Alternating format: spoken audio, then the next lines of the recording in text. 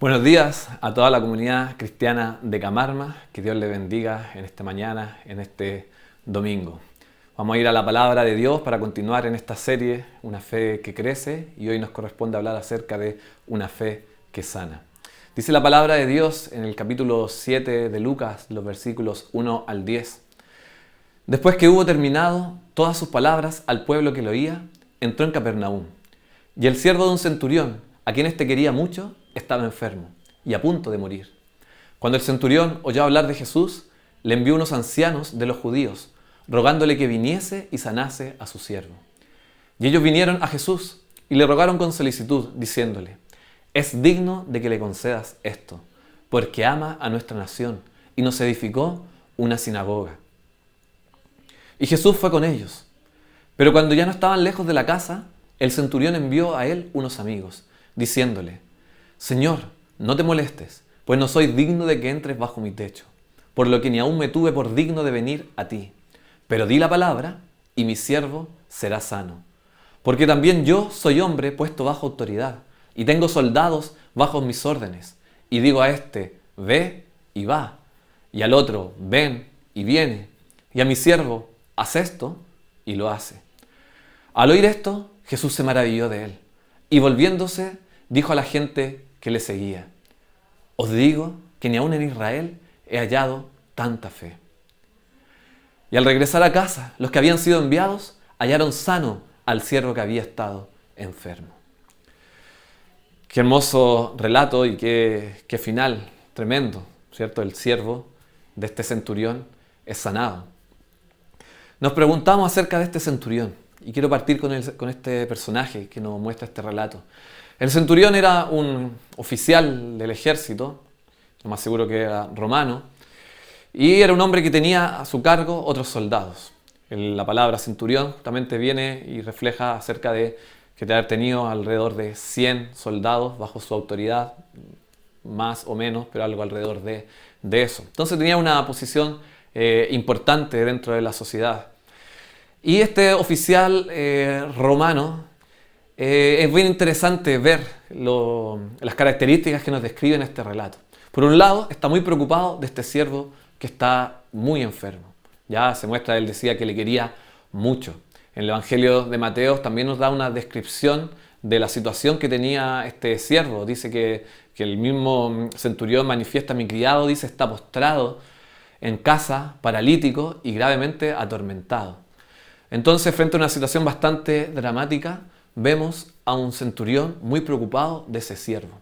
Y nos llama la atención porque un siervo en ese tiempo no tenía, prácticamente no tenía derechos, y la verdad es que nos acostumbraba a tener un trato como el que vemos aquí de parte de este centurión. Había un afecto bastante profundo y una preocupación en esta situación que lo tenía a punto de morir.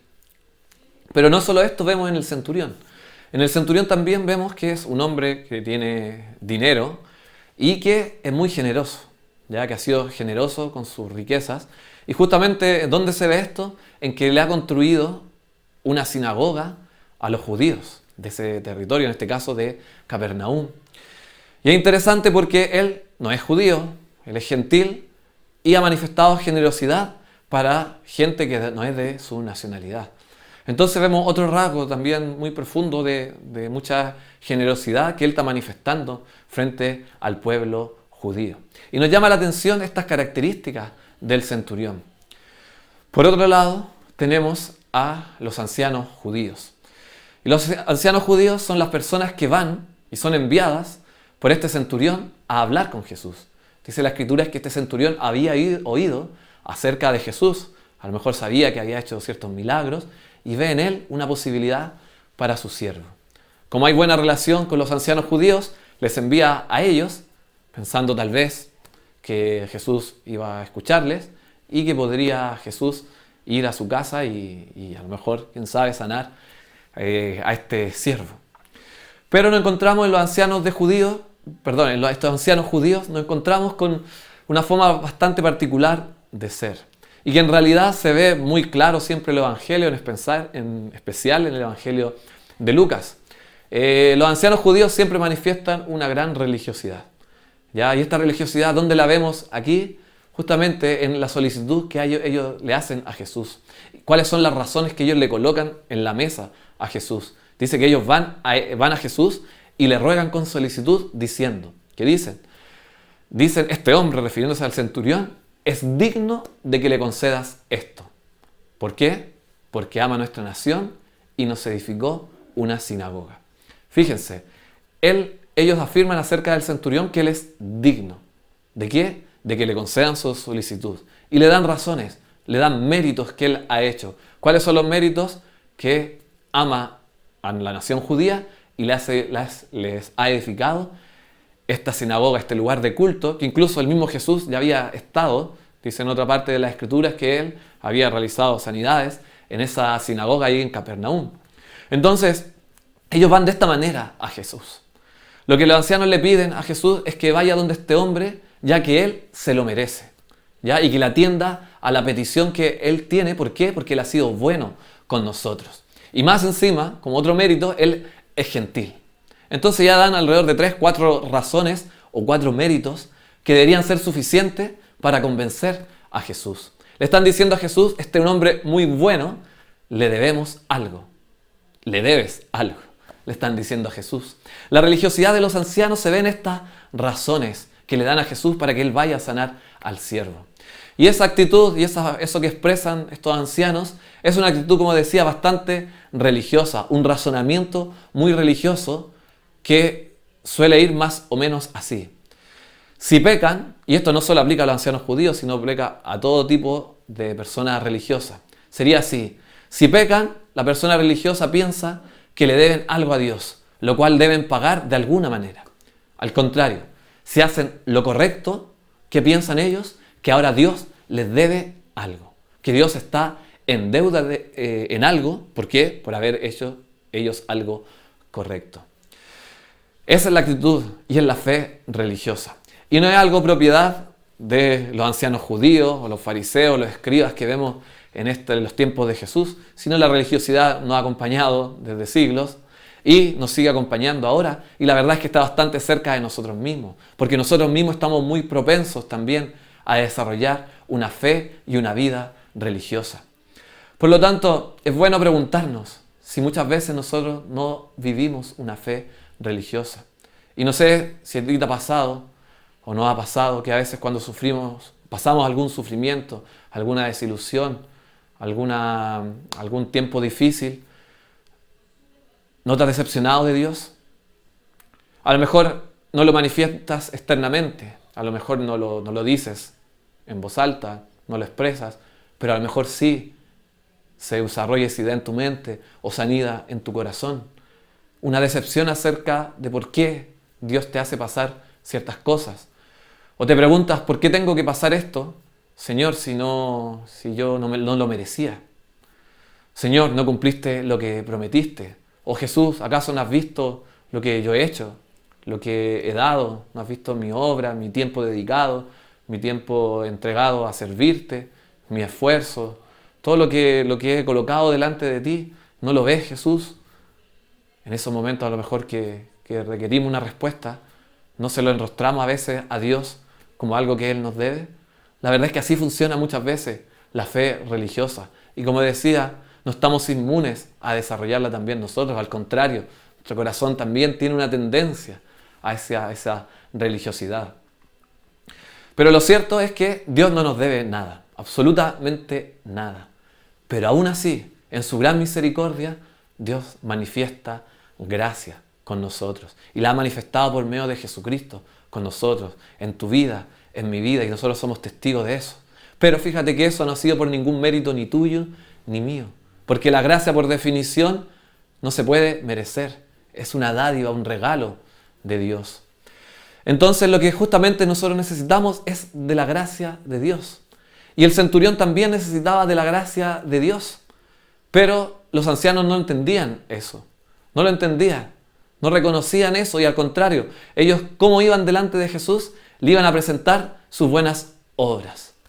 Pero eso no era lo que necesitaba el centurión. No necesitaba que Jesús reconociera y dijera, oh, qué tremendos méritos tiene este hombre. Por lo tanto, sí, me siento en deuda, tengo que ir a su casa, tengo que responder a lo mejor a lo que él me está pidiendo. No, porque este centurión necesitaba de la gracia de Dios.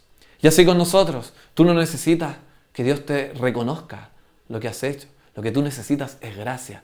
No solo en el momento en que le conociste, sino gracia día a día. Gracia sobre gracia es lo que necesitamos y es lo que Dios dispensa hacia sus hijos. Estos ancianos, como decíamos, van a Jesús y podrían haber ido humildemente y a lo mejor haberle dicho: Jesús, podría mostrarle tu gracia a este hombre. Pero al contrario, ellos van a Jesús religiosamente. ¿Y qué le dicen? Le debes a este hombre. Mira sus méritos. Le llevan su currículum y le dicen: mira su currículum. Prácticamente le están diciendo: estás en deuda con él.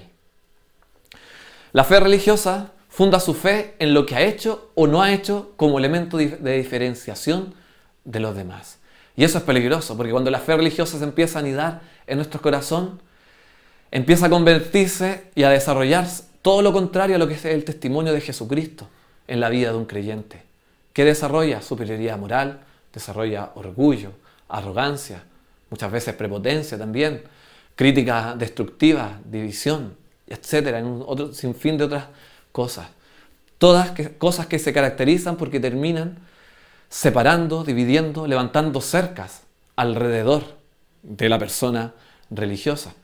La fe religiosa nos puede llevar a ver a los otros como enemigos incluso, a distanciarnos y a alejar. Y lo más triste también de la fe religiosa es que aleja la esperanza que tenemos en Cristo, la aleja de los otros. Porque la consideramos una posesión nuestra. ¿Por qué? Porque creemos haberla ganado.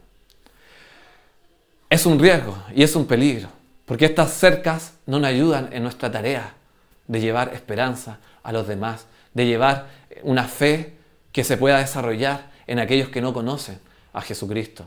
Justamente gente que necesita urgentemente, gente que está angustiada, gente que está desesperanzada, gente que está fracasada, que está quebrada, necesita de Jesucristo. Pero la fe religiosa no es capaz de responder, porque ¿qué espera de estas otras personas? Espera méritos. Los mismos méritos que yo creo que deberías tenerlo tú. Si no los tienes, bueno, no mereces lo que yo sí merezco. ¿Qué genera? División y separación. Que Dios nos libre de desarrollar una fe religiosa, pero es bueno examinar, porque nunca es tan evidente, siempre se anida en forma muy sutil en nuestros corazones. La fe religiosa, en definitiva, nos aleja de aquellos que necesitan gracia. Pero tenemos a Jesús, y Jesús está también en esta escena y en esta narración que nos deja el testimonio de Lucas. Dice que Jesús escuchó a estos hombres y fue con ellos. Accedió a la petición. Él no rechaza el pedido, aunque el centurión no sea judío. A lo mejor podría Jesús haber dicho: bueno, no es judío, mi tarea principal, como lo manifestó en otra tarea, es venir a mi pueblo. Pero no rechaza. También podría haber pensado, bueno, este representa a quienes oprimen al pueblo judío, al opresor. Tampoco. Incluso el entrar a la casa de un gentil sería un sinónimo para ellos de contaminación, algo propio de lo que ellos pensaban en ese momento. Al parecer tampoco lo consideró. No, Jesús va. No rechaza, incluso fíjense que no rechaza el argumento que dan los judíos. No rechaza que le hayan presentado todos estos méritos. Podría haber dicho Jesús: no, a mí nadie llega con méritos. Jesús no los reprende con celo o pulcritud doctrinal. No, Él ve más allá. Él está viendo más profundo y emprende camino a la casa del centurión. ¿Qué actitud más llena de gracia manifiesta Jesús? Volvemos al centurión. Fíjate que dijimos que los ancianos, ¿cómo se referían al centurión? Es una persona digna. Pero miremos cómo el centurión empieza a verse a sí mismo. El centurión no iba en el camino de la religiosidad, al parecer, sino que iba al encuentro de la verdadera religión, que es la fe que se centra, que se coloca en Jesucristo. Y esa es la fe justamente que sana. Dice la Escritura que cuando ya no estaban lejos de la casa, el centurión vio a Jesús, a unos amigos, diciéndole: Señor, Señor, no te molestes, pues no soy digno de que entres bajo mi techo, por lo que ni aún me tuve por digno de venir a ti. Algo está ocurriendo en la vida del centurión. Él se entera de que Jesús se está acercando y al parecer cambia de opinión, porque él al principio había dicho que venga Jesús. Jesús va yendo, seguramente alguien le avisa que Jesús está pronto a llegar a su casa, y él no, algo está sucediendo en su corazón, envía a estos amigos y le dice, no, detengan a Jesús y díganle esto. Y aquí está lo hermoso y lo que es muy profundo, porque al contrario de lo que decían los ancianos judíos, aquí, ¿qué vemos? Que él dice, no soy digno de que entres a mi casa. No soy digno de que me visites acá. Y le agrega algo más, dice, ni siquiera me considero digno de venir a ti. En el fondo él está manifestando una profunda indignidad, un sentimiento de indignidad frente a Jesús, un sentimiento de indignidad personal. Me gusta cómo San Agustín se refiere a este relato. Se lo leo textual como dice San Agustín, hablando acerca del centurión. Declarándose indigno, se hizo digno de que Cristo entrase no dentro de las paredes de su casa, sino en su corazón. Pero no lo hubiese dicho con tanta fe y humildad si no llevase ya en el corazón al que temía que entrase en su casa. En efecto, no era grande la dicha si el Señor Jesús entraba dentro de su casa, pero no se hallaba en su corazón. Me encanta cómo lo expresa San Agustín, porque no se trataba de que entrara a su casa física, sino él estaba preocupado de que entrara justamente de que Jesús, frente a su indignidad, que llegara y se enfrentara a la dignidad misma de Jesús. Pero lo cierto es que Jesús, él sin saber, a lo mejor ya estaba obrando en su vida, ya estaba trabajando en su corazón, y ese sentimiento de indignidad era justamente cuando él se empezaba a encontrar frente a la realidad de Jesús. Es lo que a lo mejor te sucedió a ti cuando conociste a Jesús, lo que me sucedió a mí, que nos empezamos de pronto a dar cuenta de que somos pecadores, de que nuestras acciones en realidad están muy alejadas de Dios, e incluso aquellas cosas buenas que queríamos tener no sirven de nada delante de la grandeza de Jesucristo. ¿Cuánto necesitamos tener una fe así que considere nuestra propia indignidad? Porque es en ese corazón que se sabe necesitado donde Jesús puede habitar. Fíjate que la fe religiosa suele tener a Jesús en su hogar, pero no en su corazón. Suele tener a Jesús en su hogar, pero no en su corazón. Así funciona la fe religiosa. El centurión sabía que sus buenas obras y su buen carácter no lo hacían digno delante de Dios. Por eso él no piensa en mostrarle eso a Jesús. Eso había sido idea de los ancianos. Él sabía que esa externalidad no le servía de nada. Por eso se apresura a presentar ¿qué? Su propia indignidad delante de Jesús y envía a esta persona a expresarle eso a Jesús. Pero en contraste con esta manifestación de su indignidad, el centurión también expone su convicción respecto a Jesús. Él se da cuenta de su condición interna de indignidad, pero también empieza a darse cuenta quién es Jesús y ve su grandeza y ve su autoridad. Por eso él entiende y dice a Jesús, di la palabra y mi siervo será sano. Di la palabra y mi siervo será sano. Absoluta convicción en el poder de Jesucristo, porque su corazón, su mente, su ser completo está entendiendo quién es Jesús. Él lo ha experimentado en su propia vida, él sabe lo que es la autoridad. Tener soldados que le digan, ves y haz, ven y viene. Él sabe cómo funciona, pero él entiende que esa autoridad es limitada, es terrenal, que la autoridad de Jesús es absoluta. Él sabe, de alguna manera está entendiendo que tiene delante de él al mismo Hijo de Dios. Por lo tanto sabe que si él dice que se haga algo, eso se va a hacer. Dijimos que los ancianos dijeron y le presentaron a Jesús, esta persona es digna. Hemos visto ahora que el mismo centurión dice de sí mismo, soy indigno. ¿Qué dice Jesús? Jesús llega, dice, al oír esto, lo que le decían los amigos que se habían acercado, al oír esto Jesús se maravilló de él y volviéndose dijo a la gente que le seguía, ni aún en Israel he hallado una fe tan grande. En este pequeño relato, hermanos, vemos cómo la gracia de Dios ha obrado en este hombre, en este centurión. A lo largo desde que él escucha de Jesús hasta este momento, algo ha ido pasando en su corazón. Su corazón así ha ido siendo atraído por la gracia de Dios y ha ido revelando la indignidad de él y la grandeza de Jesucristo. El centurión había pedido al principio que Jesús viniera, Pero ahora cuando Jesús se acerca, no quiere que Jesús se llegue a su hogar porque él se siente indigno. El acercamiento físico de Jesús nos está mostrando algo más profundo. Algo más profundo, como le decía, que es lo que está obrando en su corazón. Este acercamiento físico parece una metáfora de un acercamiento espiritual que él está teniendo a Jesús. Y eso es lo que se está manifestando, es una metáfora de lo que está ocurriendo en la fe del mismo centurión. A medida que Jesús se acerca, se hace mayor la comprensión respecto a la grandeza de Jesús y a la indignidad personal. En su corazón crece entonces la realidad de quién es Jesús, crece la realidad de lo que es su grandeza y su autoridad, y a la vez él se hace consciente de su propia realidad. Por eso él sabe que la palabra de Jesús se va a cumplir. Jesús, como decíamos, se asombra a esta fe grande. Fíjate que Jesús, en el resto del Evangelio hay otra vez donde dice que se asombra o se maravilla, con ese énfasis. Y es justamente cuando no haya fe. ¿Dónde? En su propia tierra, en Nazaret. ¿Se asombra de qué? De la incredulidad que hay ahí. Y dice que ahí no hizo muchos milagros. En este caso se asombra. ¿Pero qué se asombra ahora? De una fe grande, que es la fe que él ha visto en este centurión. Por lo tanto, ¿qué sucede? Y ya sabemos el final de la historia, ¿cierto? Esa fe tiene un fruto, ¿cierto? Y Jesús sana al siervo. El siervo fue sano. Concluye el relato con el poder de Jesús obrando en favor del siervo del centurión. Y vemos que hay una fe que sana. Pero el cuadro yo diría que es más completo aún.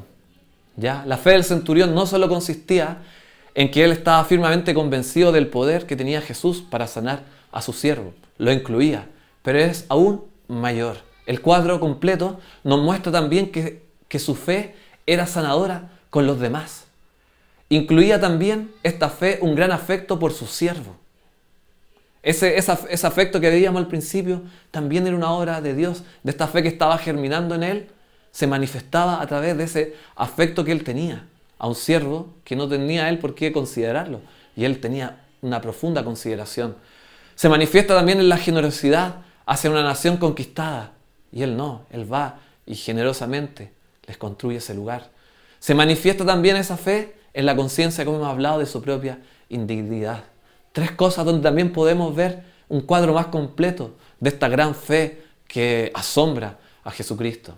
En la medida que el centurión más ve su indignidad, más sano va siendo en relación con Jesucristo.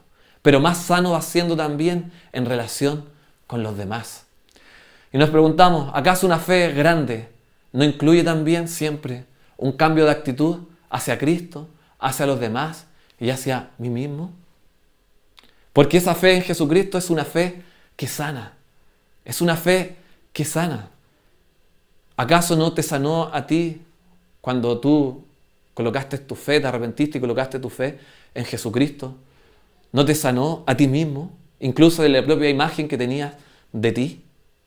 Esa fe no vino a derrumbar a lo mejor todos tus méritos o todas tus cosas que tenías y renunciaste a ello y fue liberador, porque ya no eras esclavo del deber, no eras esclavo de los méritos para pensar que Jesús ahí sí podía a lo mejor acceder a manifestar su amor contigo.